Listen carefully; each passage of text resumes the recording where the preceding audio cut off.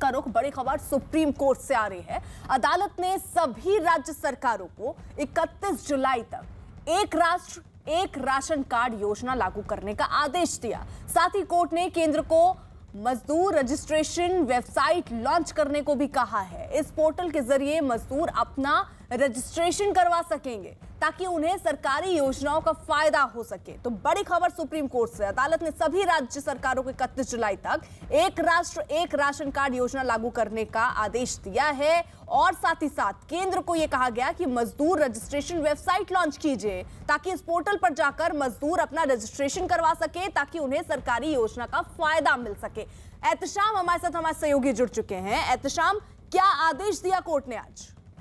देखिए, कोरोना की जो हालात बने थे उसको लेकर सुप्रीम कोर्ट ने स्वतः संज्ञान लिया था कि जो प्रवासी मजदूर हैं उनकी क्या स्थिति है, उसको लेकर कई याचिकाकर्ता इसमें जुड़े और सबने अपनी अपनी बातें कही हैं। उसमें जो निष्कर्ष निकला है उसको लेकर आज सुप्रीम कोर्ट ने कई आदेश दिए हैं, जिसमें कम्युनिटी किचन यानी कि सामुदायिक रसोई बनाने से लेकर जो डायरेक्ट कैश ट्रांसफर स्कीम है उन सब के बारे में भी कहा गया है। लेकिन जो दो महत्वपूर्ण बातें कही गई हैं वो एक है कि एक देश एक राशन कार्ड योजना ये अब सभी राज्यों को लागू करना पड़ेगा। इसमें दिल्ली, पश्चिम बंगाल, आसाम और छत्तीसगढ़ ने अभी तक लागू नहीं किया है, तो उनको भी 31 जुलाई का डेडलाइन दिया गया है ताकि जो प्रवासी मजदूर चाहे देश के किसी भी कोने में रह रहे हो और वो कहीं के भी रहने वाले हो, उनका राशन कार्ड कहीं से भी बना हो, वो जहां इस वक्त रहते हैं उनको वहां से राशन मिल सकेगा। इसके लिए 31 जुलाई का डेडलाइन दिया गया है। साथ ही साथ जो दूसरी महत्वपूर्ण बात है वो यही है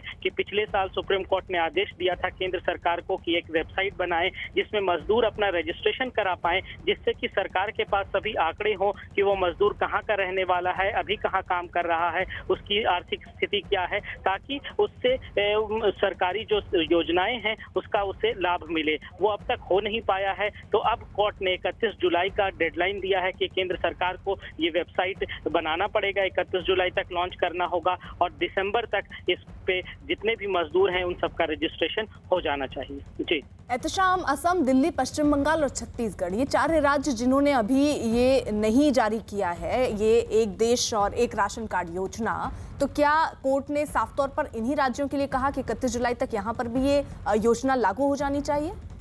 देखिए, कोर्ट का जनरल डायरेक्शन है कि सभी राज्यों को लागू करना होगा, लेकिन चूंकि बाकी सभी राज्य लागू कर चुके हैं, ये केंद्र सरकार ने अपने हलफनामे में कहा था और केंद्र सरकार ने ये भी कहा था कि ये सिर्फ 4 राज्य हैं जहां पे ये लागू नहीं हुआ है। तो जाहिर सी बात है कि अब जो सुप्रीम कोर्ट का आदेश है वो इन 4 राज्यों के लिए है कि इन्हें 31 जुलाई तक ये किसी भी हाल में ये योजना अपने राज्यों में लागू करना होगा। और एहतशाम, ये जो केंद्र और राज्य सरकार नियम के मुताबिक प्रवासी मजदूरों को रोजगार दें, क्या ऐसी बातें भी कही गई? और अगर स्कीम नहीं है तो स्कीम बनाई भी जाए बाकायदा मजदूरों के लिए?